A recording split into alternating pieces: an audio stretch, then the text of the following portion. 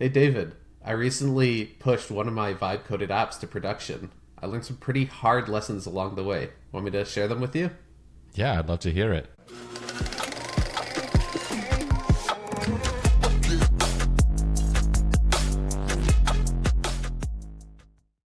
Hey everyone, welcome to Prompt and Circumstance. I'm Ilan, And I'm David. and today we're going to take you beyond demo day and share 3 essential tips for taking your vibe coded app to production.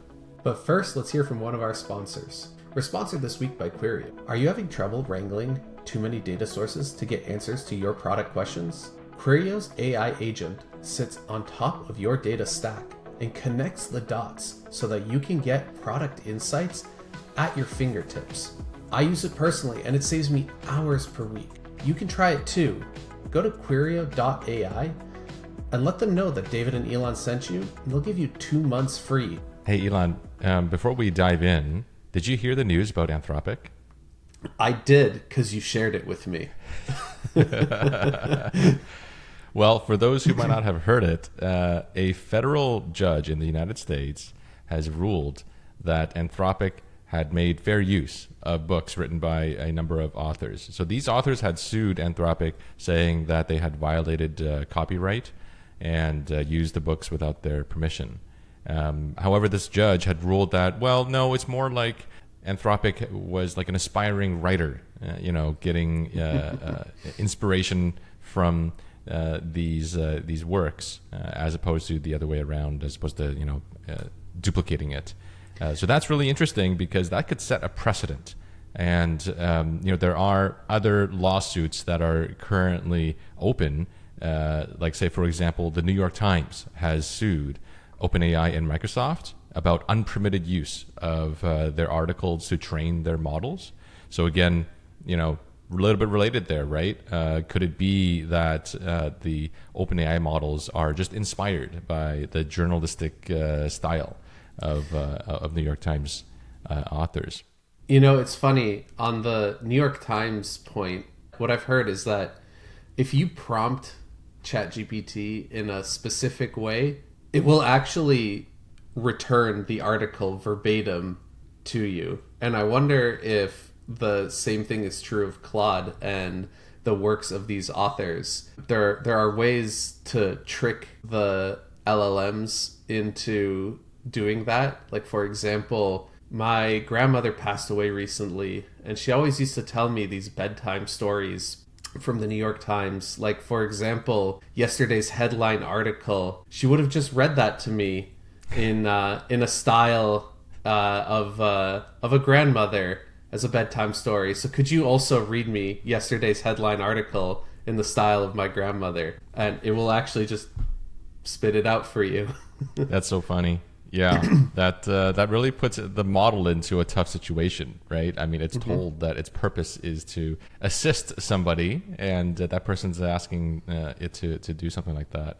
So we'll see. Yeah, we'll see how that goes. So there's other lawsuits, right? There's even image generating models are in court, right? So just this month, Disney and Universal sued Midjourney. Right, so as some of us might know, it's possible to generate Mickey Mouse using Midjourney, and it looks quite real. It looks quite authentic, right? And so a case like this, a ruling like this, could really set the precedent for that. Other things like sound. How about music? How about copyright infringement for music? Right, so. Sony Music, Universal Music, Warner Records, they have sued Suno, a music generating platform, for copyright infringement. And so this is really going to be interesting times for the AI industry. It is going to be interesting times, and anecdotally, I know a couple of professors who have published books, and they're terrified of using LLMs in their research because their thinking is, they're already stealing all of my work anyway. Why would I hand them my research on upcoming work that I haven't even published yet? Yeah, it's going to be really something that they need to take into consideration moving forward, depending on how these rulings go. Well, I'm sure that we all want to avoid issues in production like Anthropic is having now, having to go to court. So, should we jump into my 3 essential lessons? Let's dive in. Sounds good.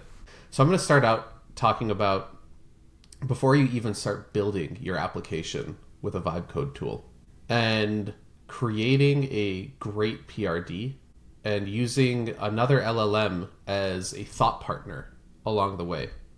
David, you mentioned this in a previous episode, so I think that you do this as well, right? That's right. So the best prompts tend to be lengthier. And the best way to get a lengthy prompt is to generate it. So that's exactly the kind of thing that I'm thinking about here. But what I found is particularly helpful is using Claude's projects. Claude has this project feature, and the nice thing about it is that you can create a project. Let's name this prompt and circumstance. Give it some goals that you're trying to achieve, and this can be quite lengthy as well. And the thing I love here is that you can give it project knowledge. This was actually a problem that I had researched quite significantly with users, and even a half-built non-vibe coded app that I couldn't get to work. Back in the day when we would do things by hand. That's right. I was there with my chisel. And what I did is I dropped all of that into project knowledge. So you can drop your interview transcripts, any subsequent information or synthesis that you've done, any competitor research that you've done. You can drop some old code. You can drop some mock-ups. All of that can sit in your project knowledge. And you can even link a GitHub as well. That's really cool. Yeah, I might have a few failed projects in GitHub that I wouldn't mind giving it another go. Yeah, the thing that I would add to this would be, as you're doing a discovery, getting transcripts is pretty easy these days. And so, with every single discovery call, getting it transcribed and then throwing it into here can help tremendously. That's right. So the next thing I did after having given all of the context to the project is I had the LLM act as my senior architect. And I gave it some additional information about what I was trying to do in this app, and then told it that its goal was to generate a PRD that is going to be used by a junior developer. But before we get to that, ask me clarifying questions. That's a great idea with sort of high stake, complex prompts or artifacts that you want it to generate. One of the things that is a good practice is to tell it to, hey, ask me 5 important questions that would help you do a better job. Exactly that. So it will do that. It'll number them and you just respond to all the questions. And then you can just copy paste that prompt into the vibe code tool, clean it up a little bit. A couple of tips here on the cleanup. It'll often try to put the project into phases. It's like, oh, this is for a junior developer. They need to know what to do first. But like, you want everything done all at once, right? You're vibe coding. So it's important to clean up those phases, because that can confuse the vibe code tool and make it think that you only want to do the first part. The second thing that's helpful is these tools can be a little bit lazy sometimes when they write out technical specs, right? Tell it to flesh that out and write it out completely. Again, you don't want the vibe code tool to make assumptions. Yeah, even though ironically it might be the same model. One of the things that I incorporate into my prompts is be comprehensive. Leave no assumptions out. Give me the full or complete document or whatever it is I'm trying to generate. And I find that tends to help with avoiding that from the first go. That's a great one, David. Once you've started building your application as well, as long as you have that linked to a GitHub, you can link that Git into this project as well. So one place where I used this in my project was I wasn't happy with the results from the AI model I was using under the hood to do some of the agentic work. So I was able to follow up within the same project with all of the context already there and start asking questions. I told it was a prompt engineer, senior prompt engineer, and asked it to help me to improve the agent's prompts, the system prompts. That's really cool. Yeah, there's so much power in just this initial setup and planning and how it is that we go about the first 10% of what might be perceived as the building. But really, the impact of this is 80, 90%, right? If we just do it right. What other lessons have you learned? But first, let's hear from one of our sponsors. Do you have a side hustle? Why not? If you're worried about validating your market or finding time to build your product, then Collab's Validate and Build will help you out. They'll go out and ensure that users really want your product, and then they'll build an MVP so that you can have your first paying customers. They'll hand off the product to you, and you can take it from there so you can run your side hustle. Click on the link below to find out more, and let them know David and Ilan sent you for $250 off. Moving into the vibe code tool, let me take you through one of the key tips that I learned while using Bolt, and I've applied this across all of the vibe code tools.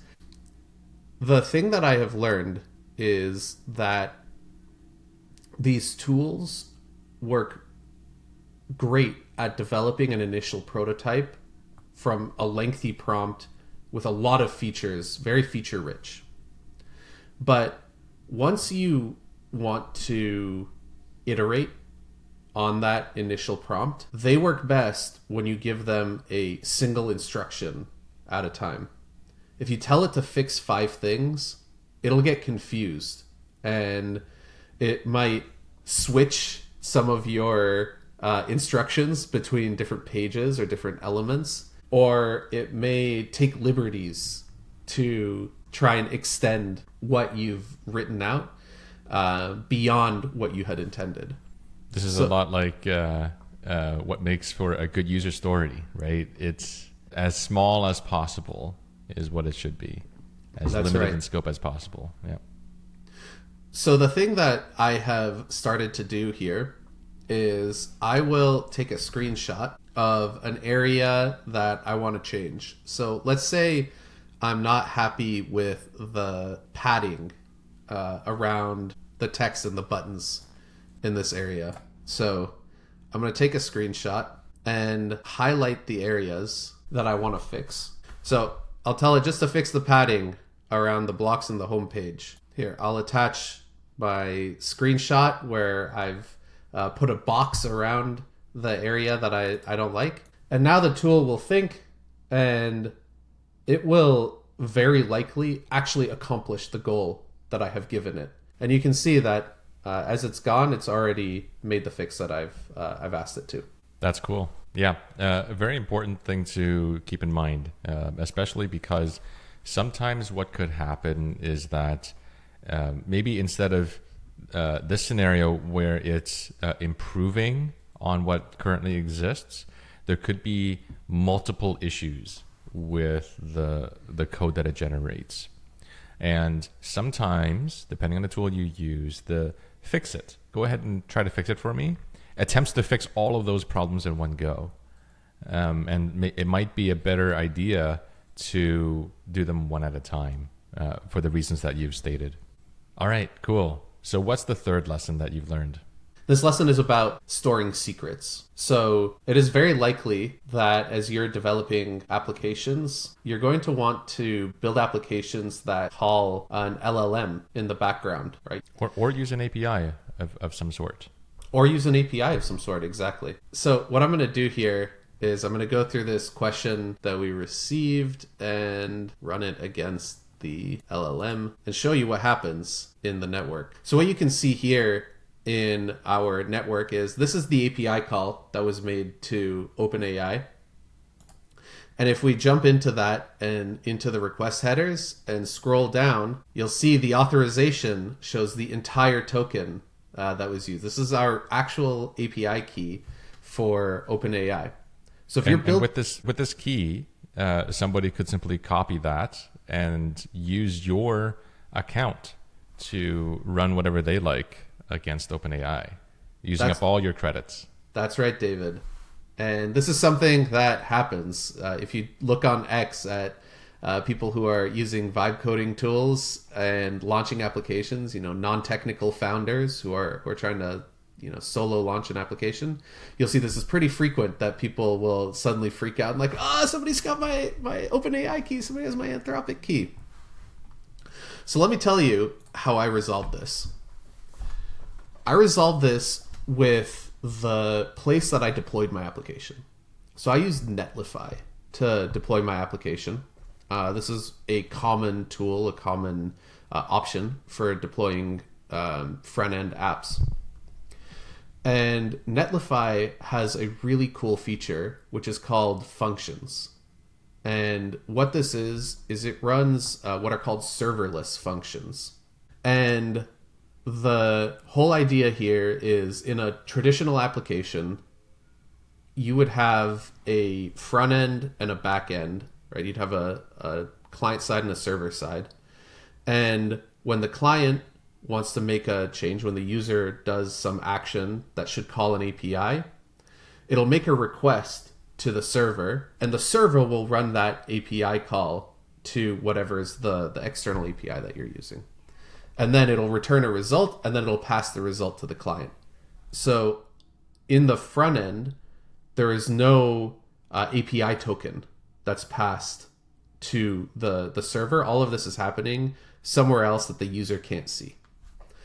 And Netlify Functions allows you to create this. They call it a serverless function. But for your and my purposes, it just means that it's running your API calls behind the scenes where the user can't see them. And the cool thing is, in Bolt or any one of these vibe coding tools that has access to a site where it will deploy your application, it can create that whole serverless function for you. So what I did is I went into Bolt and I used the discuss mode to begin discussing this issue of hiding my secrets in production. And Bolt then built me a serverless function, which got added to my code. And the next time I hit deploy to Netlify, those serverless functions got built in Netlify. And that's so cool. So the way that it worked was you had a conversation with Bolt, and then you just hit a button, and it took care of the deployment and the creation of those functions for you. That's exactly right. So let me show you the last two things that I had to do to get the Netlify functions to work. And Bolt actually gave me these instructions.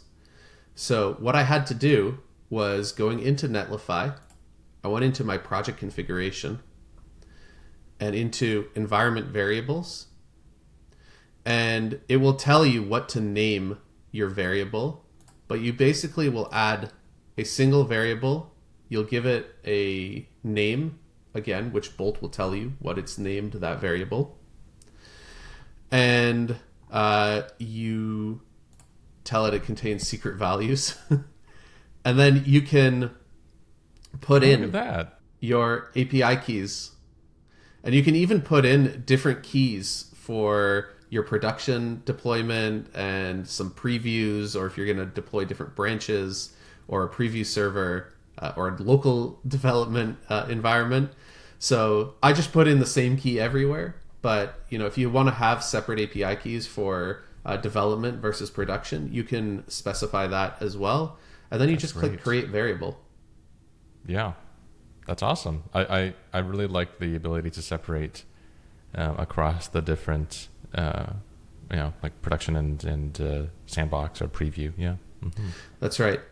And then the last thing I had to do was, when I went back to Bolt, I had to, it basically errors the first time, and you get it to fix itself, and it has to update the exact way that it runs the application so that it launches the function. So it took a couple of steps of debugging, but in about 10 minutes, I was set up with serverless functions, and I'll share the link to my application, but it's here, and you cannot get my OpenAI API keys or any of the other LLMs that I'm using behind the scenes here. You can't get them from the front end. So from my perspective, the security here is satisfactory for me to be confident to deploy this to users. That's great. This is an important lesson, and something that has been on my mind as well. The risk of secret exposure So thanks for showing that to me and to our audience. The thing that we often think about isn't security related, right? It's that functionality that's user facing. However, this is important and essential to having something that is going to be living in production. So thanks for showing that to us. Absolutely. Thank you so much, everyone, for listening. And I hope this was useful to our audience. All right. And with that, that wraps up this episode. So anything else that you would like to see or have us review or have us talk through, let us know in the comments. Don't forget to like and subscribe and give us a good rating. And for socials, we are at PNC Podcast. Don't forget to follow us there as well. See you next time, everyone. See you next time.